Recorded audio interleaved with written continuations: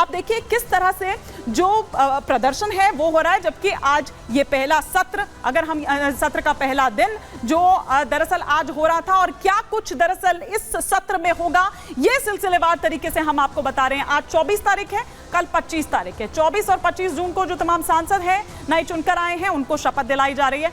26 जून की अगर बात करें तो बहुत अहम दिन है, क्योंकि स्पीकर का चुनाव जो है वो उस दिन होना है और इसे लेकर आपने देखा कि किस तरह से जो विवाद है वो भी चलता है यहां पर रहा। 27 जून की अगर बात करें तो राष्ट्रपति का संबोधन होना है। 28 जून की बात करूं तो 28 जून को सदन से मंत्रियों का जो परिचय है वो कराया जाएगा और 1 से 3 जुलाई की अगर हम बात करें तो 1 से 3 जुलाई धन्यवाद प्रस्ताव पर चर्चा की जाएगी। तो ये संसद का पहला सत्र कुछ ऐसा होने वाला है।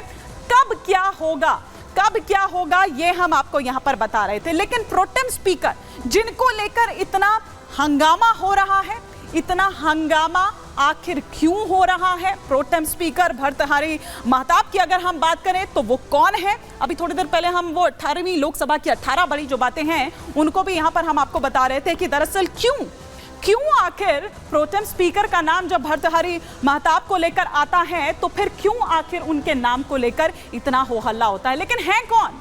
7 बार से लगातार लोकसभा सांसद हैं, चुनकर आ रहे हैं 7 बार से। 18वीं लोकसभा में बीजेपी के सदस्य हैं भर्तृहरि महताब। 1998 से लगातार हर चुनाव जीत रहे हैं महताब। इसके अलावा ओडिशा के कटक से संसद सदस्य हैं।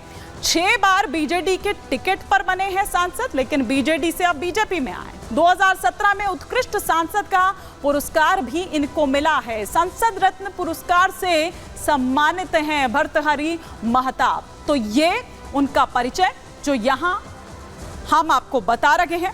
लेकिन अब आइए 2 तस्वीरें हम आपको यहां पर दिखाते हैं, जो कि ठीक पहले जब हम इस सेगमेंट को शुरू कर रहे थे तो हमने आपको बताया कि किस तरह से प्रधानमंत्री नरेंद्र मोदी, क्योंकि उन्हीं की शपथ से फिर शुरू होता है मामला, वो एक तरफ शपथ ले रहे थे और किस तरह से दूसरी तरफ जो विपक्ष है वो बाहर वो हंगामा कर रहा था, मार्च निकाल रहा था, प्रदर्शन कर रहा था, संविधान लेकर गए हुए थे। और जैसे ही डाइस पर पहुंचते हैं प्रधानमंत्री नरेंद्र मोदी तो वहां आप देखिए कि किस तरह से राहुल गांधी आते हैं, अखिलेश यादव भी उधर होते हैं, वो एकदम लहरा देते हैं संविधान को। तो संविधान का के साथ खिलवाड़ कौन कर रहा है, उसकी धज्जियां कौन उड़ा रहा है? आप ये कह रहे हैं कि संविधान की रक्षा नहीं की प्रधानमंत्री नरेंद्र मोदी ने, इसीलिए ये प्रदर्शन आप कर रहे हैं। लेकिन ये पूरा चुनाव इसी संविधान के नाम पर आपने लड़ा है। इसको बदलने की बात भी आपने की, इसको तोड़ने की बात भी आपने की, आपने सारे कर्म कर लिए।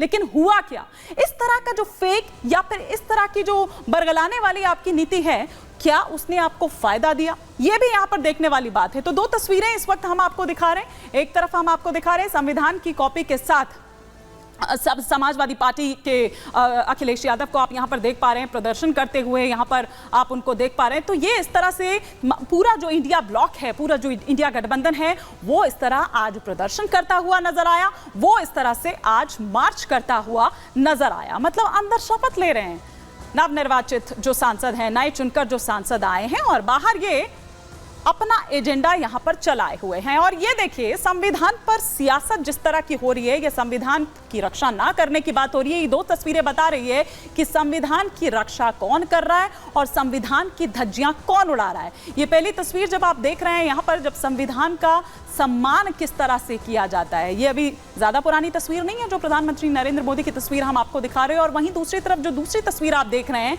संविधान पर किस तरह की सियासत हो रही है, ये पूरे इंडिया ब्लॉक के सदस्यों को आप यहां पर देख रहे हैं। लेकिन अब हम यहां पर बात कर रहे हैं विपक्ष की, कि विपक्ष ये कह जरूर रहा है कि वो पहले से ज्यादा मजबूत स्थिति में है। लेकिन भाई मजबूत स्थिति में अगर आप हैं तो इस तरह से सड़कों पर प्रदर्शन करके या इस तरीके से प्रेस कॉन्फ्रेंस में जो आप तमाम मुद्दे उठाते हैं, उन मुद्दों को प्रेस कॉन्फ्रेंस में उठाने से कुछ नहीं होगा, उन मुद्दों पर इस तरह से सड़क पर बैठने से कुछ नहीं होगा। बल्कि अब आपके पास मौका है, आप जाइए, आप भीतर बैठिए ना, अपनी शक्ति, अपना जो नंबर्स की आप बात कर रहे हैं वो वहां पर दिखाइए। ये संसद सत्र के मुद्दे हम आपको दिखा रहे हैं जिसे लेकर विपक्ष ने जो पूरी रणनीति है वो बनाई है। पहला जो मुद्दा है नीट परीक्षा, आप देख रहे हैं कि किस तरह से ये पूरा मुद्दा जो है वो आजकल गर्म है। पक्ष और विपक्ष दोनों के मुद्दे हम यहाँ पर आपको दिखा रहे हैं। वहीं दूसरी तरफ दार्जिलिंग में जो अभी रेल हादसा हुआ था वो मुद्दा बनाया जा सकता है, क्योंकि कवच जो है उसे लेकर बार बार जो विपक्ष है वो सरकार पर सवाल उठा रहा है, इस्तीफा भी मांग रहा था रेल मंत्री का। प्रोटेम स्पीकर की नियुक्ति को लेकर भी आपने देखा कि किस तरह से हो हंगामा मचा रहा। कांग्रेस के जो सांसद के सुरेश हैं उनको लेकर दरअसल वो कह रहे थे कि भाई ये उनसे ज्यादा प्रबल दावेदार हैं।